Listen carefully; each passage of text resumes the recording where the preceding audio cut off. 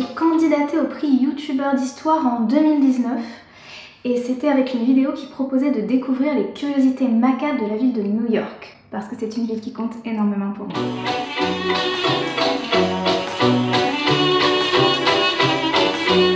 J'ai été assez étonnée de recevoir le prix Jeune Espoir parce qu'il y avait beaucoup d'autres youtubeurs très talentueux qui avaient postulé et je le savais. C'était une belle surprise, ouais, d'être récompensée.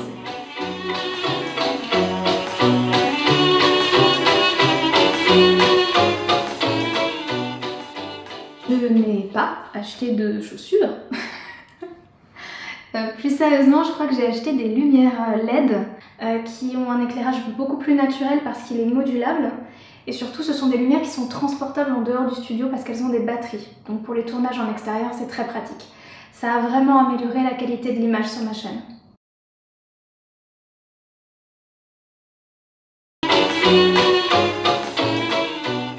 Recevoir ce prix, ça a changé beaucoup de choses pour moi parce que ça m'a apporté une visibilité en dehors de YouTube.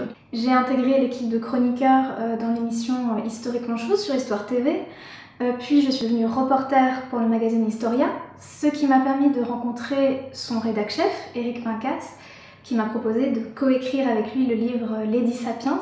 Alors on attend un petit peu de voir la réaction du public francophone, mais ce livre est d'ores et déjà traduit en anglais, en italien et en néerlandais, donc c'est très bon signe pour la suite.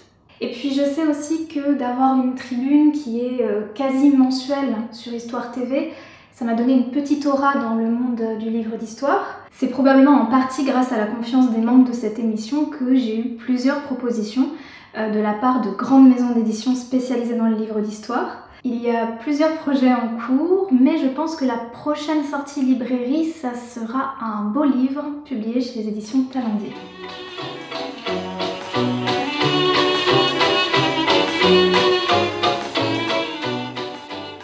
Depuis, ma chaîne a évolué vers plus de professionnalisme, donc j'ai maintenant des contrats avec des institutions, ce qui me permet d'embaucher un cadreur, ce qui a augmenté la qualité de l'image sur ma chaîne.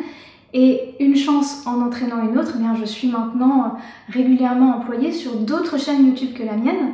Vous pouvez me voir par exemple sur la chaîne YouTube du CNRS Zeste de Sciences. Je serai également sur la chaîne du département du Calvados.